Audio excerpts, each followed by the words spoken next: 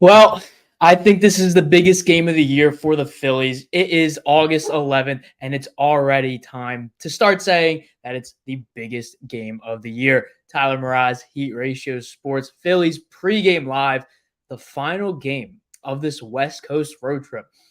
And it has certainly been an up and down one. Mariners series was not the greatest series. Dodger series was great. Diamondback series so far, not the best, but it could all change today. Was not good last night though. Diamondbacks won the 11-1. Junior Marte making probably his final appearance, giving up 7 runs. Diamondbacks 4 home runs. Jake McCarthy, someone who has hit. Where's the number? He doesn't have a lot of career home runs, and for some reason, whenever he hits home runs, he hits them off the Phillies. 6 of his career 18 home runs have come against the Phillies. That is absurd. What are you doing to have a contact guy like Jake McCarthy take you yard? Not just once, but multiple times. Christopher Sanchez on the mound today, 8-7, 3.27 ERA. Gets Merrill Kelly, who's making his third start of the season, was on the 60-day injured list. Obviously hasn't pitched since April. That's a long time ago. So get to that in the keys to the game. Cal Stevenson making his first start of the year for the Phillies. Pinch hit last night, was 0 for 1. Then Brandon Marsh and Bryson Stott swap places in the lineup. We were talking last night on the postgame show about how much these two lefties have really struggled. So Thompson moving Bryson Stott up to bat 5th, Brandon Marsh batting 8th, Cal Stevenson 9th. I don't know how to feel about this because Bryson Stott has not been good. This is the highest he's going to be batting in the starting lineup. First time, highest up since the All-Star break. So two struggling guys. I mean, what have you got to lose at this point? You need to try something new. You need to figure it out with these guys before the postseason begins. Diamondbacks, no Ketel Marte. He left the game with an ankle injury. He's avoided major injuries, so he's out for today. He's expected to be playing for the Diamondbacks tomorrow. Corbin Carroll not playing either. Probably going to be doing what they did in the first game where Colby Allard was the starter. Carroll did not come in until later in the game as a pinch runner, and then all the lefties are out by that point. So Carroll and no Marte, two of arguably the Diamondbacks' best players. So Phillies need to pounce on that. I mentioned earlier in the intro, I think this is the biggest game of the year so far for the Phillies. The series tiebreaker is coming down to today. It's at 3-3 right now. You talk about someone who's owned you in the playoffs last year. Phillies collapsed in Arizona last year. Everything in that postseason was going great until they got to Arizona. Arizona is a historically bad place to play for the Phillies, and you want to play in there as little as possible. So getting the tiebreaker over them, God forbid, that we play them. I really don't want to play them in the playoffs, but the Phillies very well could be playing them. They already have the tiebreaker over the Dodgers. Now to have it over the Diamondbacks as well, I think that's even bigger because Diamondbacks and the Padres both, they are both catching the Dodgers. They're within 3 games. So, again, you need the tiebreakers. If you want to be the number 1 seed, you have to have all the matchup. You have to win. You have to win today. Keys to the game. Don't let Merrill Kelly get comfortable. I mean, his first start since April 15th. That's almost 5 months ago. So a guy who hasn't really played for the entire year. He hasn't pitched since the first couple weeks of the season, and now there's a month until the postseason. Month and a half. That's a long, long time. And with these pitchers that come back from injury, if they get comfortable right away, then it's hard to hit them in that game. So Phillies, I say it on here all the time, strike early, strike often. Do not let him get comfortable. Do not swing at any bad pitches. You don't know how his command is going to be. You don't know how his velocity is going to be. This is his first time pitching in months. So take what you can get. Do not let Merrill Kelly get hot or comfortable. If that happens, how the bats have been dead the past 2 nights. So if the Phillies let Merrill Kelly get comfortable, settled in, they're toast. I don't know what else to say besides they're toast. Limit the homers. It's been a key the past few nights, but it's a thing that has to happen. 32 of the last 43 runs the Diamondbacks have had in the last 7 games, they've come off of home runs. And oh, by the way, They hit 4 home runs last night that accounted for 8 of their 11 total RBIs. So the Diamondbacks are a team that don't necessarily rely, but lately have been relying on the home runs to carry them over the bump.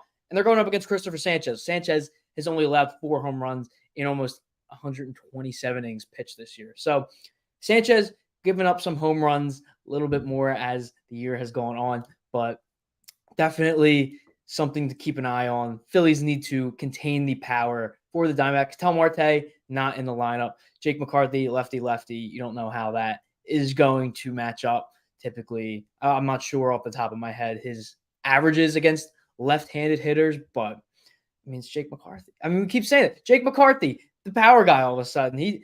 Kyle Schwarber was prime Barry Bonds in the Dodgers series, and now last night you had Jake McCarthy. So again, you don't give up any home runs. That is another crucial key.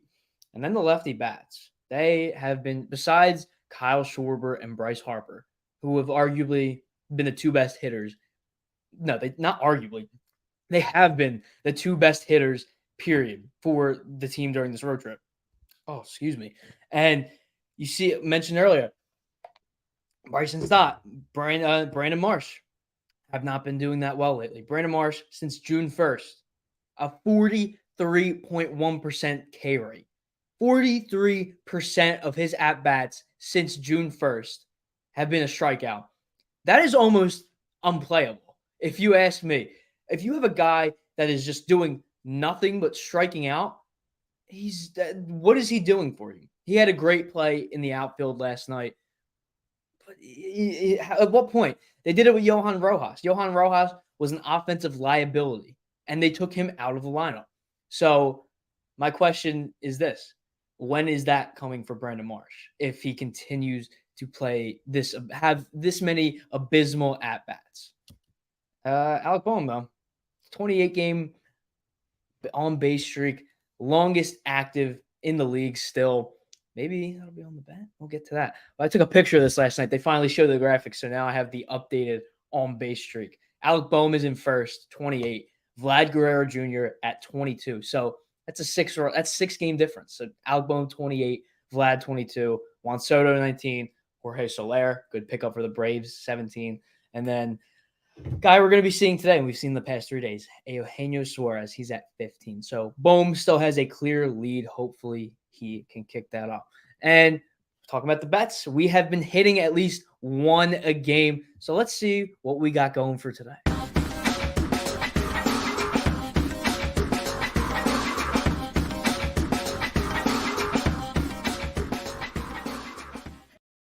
Oh boy, let's see what we got here. I did pick these out again today. So went 2 for 3 yesterday.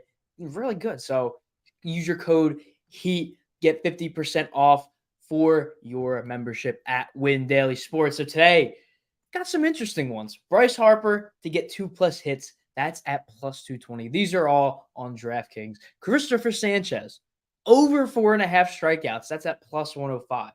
And then Kyle Schwarber, 1 total base, minus 185. Gotta get some easy money. Kyle Schwarber's been on a roll. Merrill Kelly. He has 2 home runs against Merrill Kelly. He's batting, I believe, where is it, 237? I just had this up. Kyle Schwarber in his career against Merrill Kelly is batting 273 with 2 home runs. So that's easy money right there. Bryce Harper has been on a roll lately. Had 3 hits the other night, 2 hits yesterday. So 2+ hits for him today. And then Christopher Sanchez had 7 strikeouts against the New York Yankees. Not his last start against the Dodgers. He only had 2. But I'm feeling a good day from Christopher Sanchez. I'm thinking 6 strikeouts for him. Then we got a little bonus one. This one's a little bit of a reach, so I don't know. It's just I gotta feel it. Cal Stevenson to get 1 RBI plus 310. I mean, Cal Stevenson is making his first start of the year, and a lot of guys, they like to have a great first game. So even if it's one thing they do, whether it's they get an extra base hit, they walk and score a run, or they get an RBI, I am feeling that Cal Stevenson's going to do something tonight.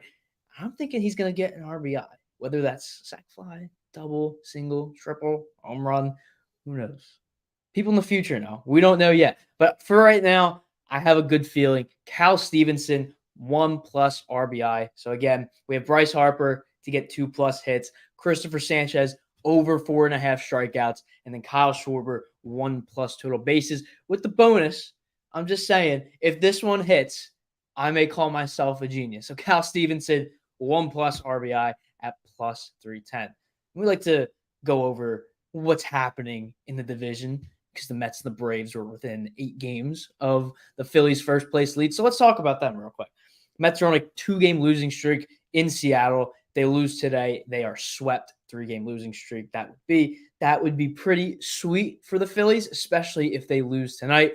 And the Braves, last night, they ended their 6-game losing streak in Colorado. They started 1 minute ago in Colorado for game 3 of their 3-game series. So all 3 of these games today are huge. Phillies, Diamondbacks, Braves, Rockies, Mets, Mariners, all huge games for especially the Phillies. This is why I think today is the biggest game of the year so far. So what do you all think? Do you think that this is a must-win game for the Phillies? As always, post-game is live 10 minutes after the final out.